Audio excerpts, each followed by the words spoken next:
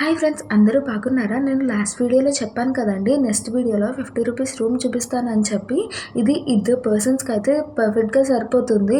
2 beds ఇచ్చారు, 2 chairs ఇచ్చారు. వాష్రూమ్లో continuous hot water వస్తూనే ఉన్నాయి, గిజెస్ పనిచేస్తున్నాయి.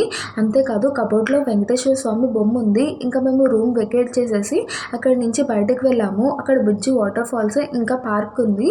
అవి రెండు చూసి ఆ తర్వాత జిఎన్సి ఆఫీస్లో రూమ్కి అనేది సబ్మిట్ చేసి మేము డిపాజిట్ గురించి అడిగాము. వాళ్ళు అన్నారు 7 వర్కింగ్ డేస్ లోపల 500 రిటర్న్ వచ్చేస్తాయని చెప్పన్నారు.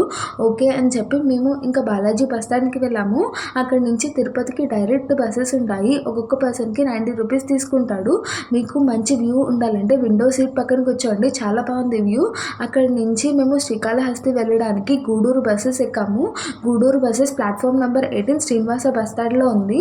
అంతేకాదు శ్రీకాళహస్తికి కూడా డైరెక్ట్ బస్సెస్ ఉంటాయి. మీరు గూడూరు బస్ ఎక్కితే బ్రిడ్జ్ దగ్గర దింపేస్తున్నాడు. మీరు అక్కడి నుంచి గుడి దగ్గర వరకు నడవాల్సి వస్తుంది. కాబట్టి శ్రీకాళహస్తి బస్సు ఎక్కండి. నెక్స్ట్ వీడియోలో శ్రీకాళహస్తి రాహుకేతు పూజ గురించి చెప్తాను. Until then bye bye.